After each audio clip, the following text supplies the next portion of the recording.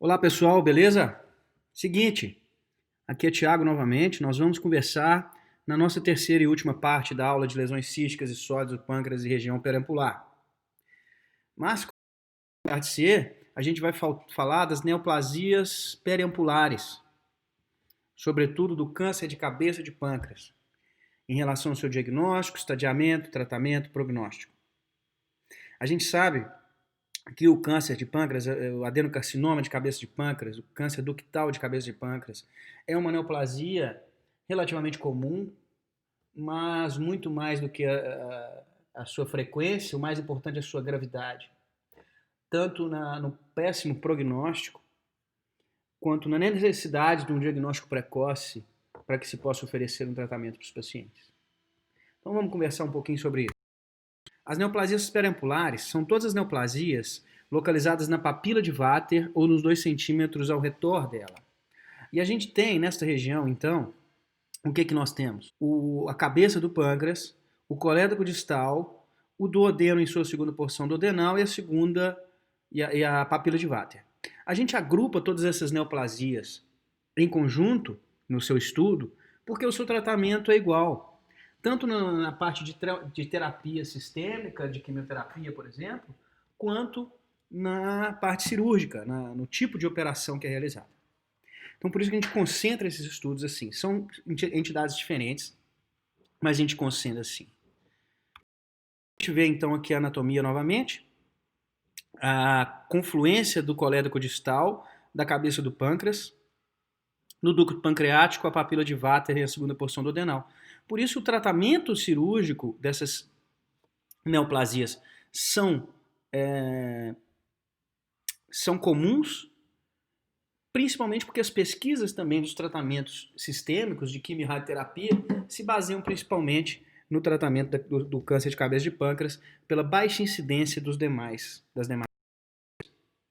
São 4 tipos, em que o carcinoma do duodeno periampular é 1% somente da casuística, o colangiocarcinoma distal, né, ou seja, do ducto colédoco, é de 5%, o tumor da papila de Vater, da ampola de Vater, 5 a 10%, e o câncer de cabeça de pâncreas, que a gente vai conversar melhor, 85% dos casos. Mas em comum, o que a gente tem? Né? Se eu tenho um paciente com tumor na porção distal da via biliar, o que eu vou ter? Uma síndrome colestática. Então, os meus pacientes têm uma icterística de padrão colestático progressivo, em que eu tenho colúria, acolia fecal e prurido. Além disso, a vesícula de Courvoisier-Terrier, que ela é distendida, palpável e indolor. Uma vesícula distendida, palpável e dolorosa, eu posso estar em frente a um quadro de colecistite, mas no caso da obstrução da papila da via biliar distal, com consequente acúmulo de bile na vesícula e nas vias biliares, eu tenho uma vesícula distendida e indolor. E uma coisa interessante nas neoplasias, que se diferenciam clinicamente das colestases benignas, por exemplo, por cálculo impactado na via biliar distal, é a presença do prurido marcantemente nas neoplasias. Muitas vezes o paciente, antes de se notar ictérico, antes de ter colúria, antes de perceber uma colia fecal, tem um prurido intenso. Isso é muito frequente nas neoplasias, muito menos do que nas colestases benignas. Então, uma coisa que a gente tem que chamar a atenção é aquele paciente que, olha, eu estava com uma coceira muito grande, eu estava com um prurido intenso e depois eu comecei a ficar ictérico. Eu tenho que ficar muito atento na possibilidade de neoplasia para esse paciente. Então a gente avalia a icterícia aí. Bom, em relação então ao câncer de pâncreas, especificamente o de cabeça de pâncreas, é um câncer que afeta aí 25, 35 mil pessoas por ano nos Estados Unidos. É a quarta ou quinta causa de morte relacionada com câncer naquele país. No Brasil, 2% todos os tipos de câncer, mas é responsável por 4% do total de mortes por câncer. Por quê? É um câncer de alta mortalidade. Isso principalmente porque a gente tem um diagnóstico tardio, mas 80% dos casos também ocorrem em pacientes mais idosos, a partir de 60, 80 anos de idade, até 80 anos de idade. menos de 2% em pessoas com menos de 40 anos. Então, um câncer característico do envelhecimento. Então, como fator de risco, obviamente, a gente tem idade avançada, mas também a história familiar, o tabagismo, mais em sexo masculino, raça negra, naquele paciente que tem o pâncreas, né, com pancreatite crônica, com pancreatite autoimune, pancreatite hereditária, com exposição ocupacional a agentes carcinogênicos. E a diabetes é dita em alguns artigos como de risco, mas isso é realmente controverso. Tá? E o adenocarcinoma ductal, que é derivado do epitélio da porção distal do ducto pancreático principal, ou seja, na cabeça do pâncreas, ele corresponde por 90% de todas as neoplasias pancreáticas, então é a entidade que a gente tem que se preocupar. Por conta disso, 70% está na cabeça ou no processo uncinado. E o grande problema é que a gente tem um diagnóstico tardio. Para eu ter um diagnóstico desse carcinoma, o que acontece? Ou tem um achado incidental, ou tem um paciente que já está com icterícia, ou seja, cresceu a ponto de obstruir a via biliar, ou o paciente que está com muita dor, cresceu a ponto, às vezes, de atingir o plexo celíaco, né, na próxima coluna, ou cresceu a ponto de obstruir o trato alimentar. Então, normalmente, eu não tenho um diagnóstico tardio desse tumor. E a gente tem que pensar o seguinte, que isso aqui vai ser responsável pelo futuro do tratamento. A gente sabe já que a maioria dessas lesões apresentam uma mutação no Carras, né? Eu tenho expressão excessiva de Carras e HR2, e eu tenho alterações tardias genéticas também, sobretudo de P53. Eu queria falar isso com vocês porque é o seguinte, isso é o futuro, porque eu preciso de terapias-alvo que melhorem o prognóstico dessa doença. Então a gente já começou a falar, mas os sinais e sintomas principalmente causam obstrução do ducto biliar, do adenal, do ducto pancreático, né? E a gente tem então muito frequente no câncer de pâncreas, além da icterícia, a perda de peso e a anorexia. É aquele paciente que tem falta de apetite. Não é que ele está empanturrado, obstruído, né? Que tem obstrução por conta do tumor. O tumor causa inapetência. Por isso, anorexia, perda de peso, dor e sintomas ictéricos associados de maior frequência. Além disso, náusea, fraqueza, prurido, vômitos. Ok? E no exame físico, a gente tem que estar atento aos sinais de doenças avançadas, né, como nódulos no fígado, indicativos de metástases, depósitos metastáticos, né, umbilicais, que é o linfonodo da irmã Maria José, no peritônio pélvico, na prateleira de Plummer, e na região supraclavicular esquerda, que é o linfonodo de Virchow. Além disso, a gente observar se o paciente tem ali a CIT, que está associada a carcinomatose peritoneal, todos estes sinais de doenças avançadas. E além do que a gente já falou da vesícula palpável e indolor, a vesícula de Courvoisier-Terrier. Então, normalmente, a gente tem uma síndrome colestática, representada por níveis elevados de bilirrubina, principalmente bilirrubina, direta, fosfatase alcalina elevada, como marcadores tumorais. Né? O CEA e o CA199 são os principais. Normalmente, o CA199 está elevado, e quando ele está elevado a nível superior a 1000, há uma associação de doença avançada metastática ou mesmo de tumores irressecáveis. Então, inicialmente, o paciente às vezes é submetido com um ultrassom abdominal, identifica uma massa na região da cabeça do pâncreas, com dilatação das vias biliares, normalmente.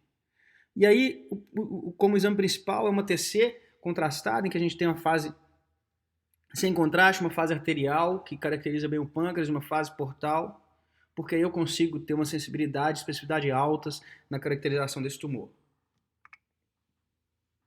A ressonância é uma opção, ela tem algumas vantagens, como a gente viu anteriormente, na caracterização do ducto e nas lesões ductais, e o PET, principalmente em tumores pequenos, né, para diferenciar a pancreatite crônica em relação ao câncer, e ultrassom endoscópico, que nos permite biópsias e avaliação do acometimento vascular também. O PET ele tem uma utilidade, na verdade, para a gente avaliar metástases à distância. Ele é mais sensível, às vezes, do que a tomografia.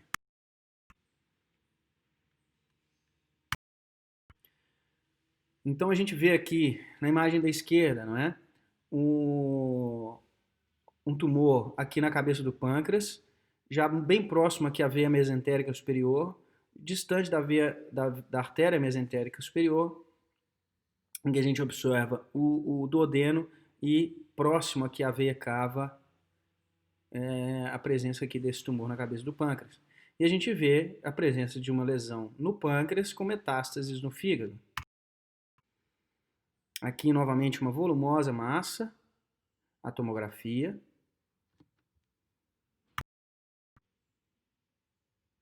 E a gente vê, por exemplo, uma lesão, a avaliação da tomografia, que levou uma obstrução do ducto pancreático e uma dilatação de todo o ducto pancreático principal.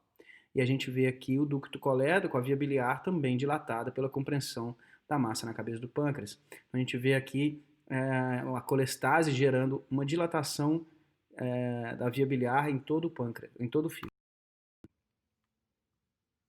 A ressonância, né, a gente consegue uma boa caracterização e uma boa opção, uma colangiorressonância, porque a gente consegue a reconstrução das vias biliares. A gente vê a vesícula distendida, uma massa obstruindo a via biliar principal e o ducto pancreático principal também dilatado. Então, para estadiar o câncer de pâncreas, a gente sabe que a gente tem que fazer TC de tórax, abdômen e pelve, né? A gente utiliza-se o sistema TNM e a partir desse estadiamento, a primeira caracterização é o tumor é ressecável ou irressecável. Os tumores que não devem ser ressecados são aqueles que têm metástase à distância, seja no fígado, outros órgãos ou peritoneal. E aqueles pacientes que têm um envolvimento da artéria mesentérica superior, da veia mesentérica superior ou mesmo do tronco celíaco. São pacientes que a gente considera, a princípio, de forma irressecável. E o tratamento difere, então, nessa doença ressecável ou irressecável. Na doença ressecável, a princípio, o tratamento é cirúrgico, que é o único tratamento com possibilidade curativa, em que é realizada a duodeno-pancreatectomia ou gastro-duodeno-pancreatectomia. Em grandes centros, ela tem uma morbidade perioperatória inferior a 2%, mas tem alta morbidade pós-operatória. 30% a 50% dos casos tem algum tipo de complicação, que a principal deles são fístulas, abscessos e gastroparesia. Não vou me ater muito a isso, mas é possível a gente conseguir uma melhor performance com adaptações técnicas operatórias dessas complicações e, sobretudo, a operação em grandes centros. A gente tem que lembrar o seguinte: a doença tende a recorrer após a cirurgia. Vez por outra, você tira um tumor, faz uma duodeno-pancreatectomia, uma cirurgia ótima, com linfadenectomia, tira os linfonodos, os périos lesionais. O tumor está dentro do pâncreas, pequeno, não tem linfonodo acometido, às vezes o paciente em 6 meses recidiva e vem a óbito. Então, uma doença que tem alta taxa de recorrência, por isso é necessária a quimioterapia adjuvante, ou seja, adjuvante no sentido que ela é realizada após a operação. A radioterapia, a princípio, não é feita de rotina, mas se há comprometimento linfonodal, margens cirúrgicas comprometidas, pode-se estudar isso. Mas o maior fator de sobrevida é a presença ou ausência de tumor nas margens, mas como eu comentei com vocês, né, você tem tumor nas margens, ficou doença, mas como eu comentei com vocês, mesmo com margens livres, eu tenho às vezes 26% apenas de sobrevida em 5 anos. E como eu tenho, então, em média, de 15% a 20% de sobrevida em 5 anos, a gente tratar com cirurgia e quimioterapia após a operação não é o tratamento ideal. Então tem se pensado muito na neoadjuvância, mais ou menos do mesmo modo como a gente conversou sobre os outros tumores do gastrointestinal, mas sobretudo na quimioterapia pré-operatória. Isso ainda não é tão definitivo nos trabalhos como o que a gente sabe para esôfago e estômago. mas tem sido uma tendência e é uma coisa que a gente pode depender desses outros tratamentos, que pode melhorar o prognóstico do paciente na medida que se permite uma redução do tumor pré-operatório, possibilitando uma cirurgia mais em que a possibilidade de ser oncologicamente correta, ou seja, a remoção de toda a doença tumoral e linfonodal é de maior possibilidade, mas ainda é uma coisa não totalmente definitiva, mas a gente tem que acompanhar isso porque é a tendência para os próximos anos. Ainda por cima, tem aquele paciente que eu faço a neoadjuvância e ele não responde ao tratamento. Ou faz a neoadjuvância, ele avança a doença durante o tratamento. Esse é um paciente que não adianta eu operá-lo. Então, eu seleciono aquele paciente para a operação. No contrário, aquele paciente que responde muito bem à neoadjuvância, responde muito bem à quimioterapia pré-operatória, é aquele paciente que a gente deve investir na cirurgia, de modo que ele é um paciente que responde bem ao tratamento. Então a gente tem que ter um conhecimento genético melhor de qual aquele paciente que responde ou não, e principalmente buscar terapias-alvo. Mas a neoadjuvância é uma coisa que é uma tendência atual e que pode melhorar um pouquinho o prognóstico da doença nos próximos anos. Mas aquele tumor que é irressecável, o paciente tem uma sobrevida de 6 a 12 meses. E paliativamente a gente vai aliviar os sintomas do doente, com icterícia obstrutiva, diminuir a dor, impedir a obstrução do adenal e prolongar e até, diria, melhorar a qualidade de vida, de sobrevida do paciente. A gente, para isso, precisa do diagnóstico, né, ou por punção percutânea guiada, ou mesmo através de ultrassom endoscópico. No caso do paciente ictérico, o que a gente tem que fazer é implantar as próteses via CPRE, ou mesmo via externa, por radiologia intervencionista, ou uma derivação biodigestiva cirúrgica. Lembrar que aquele paciente que eu não consigo tirá-lo da icterícia, nem quimioterapia, né, paliativa eu consigo, porque o paciente ictérico não tolera a maioria dos quimioterápicos. E naquele paciente com obstrução do adenal, eu faço um desvio, um bypass, através da gastrojejunostomia. E aquele paciente com dor, ou seja, por atingir o plexo celíaco, eu faço bloqueios, né? Desculpa, faço analgesia através de escalonamento de analgésico, mas às vezes isso não é tão eficiente. A opção de guiado, ou fazer a alcoolização, né, a destruição do plexo celíaco, ou mesmo do bloqueio do plexo celíaco através de punção guiada. Ok? Além disso, o principal no tratamento paliativo é a quimioterapia paliativa. Só que aqui a gente vê uma peça de uma gastroduodenopancreatectomia, em que eu tenho a porção distal do estômago, né, o ducto colédoco e a vesícula biliar, linfonodos do tronco celíaco e artéria hepática, o arco duodenal inteiro, né, primeira, segunda, terceira e quarta porções duodenais, a cabeça do pâncreas, removida com o tumor, e a linfadenectomia também dos vasos mesentéricos.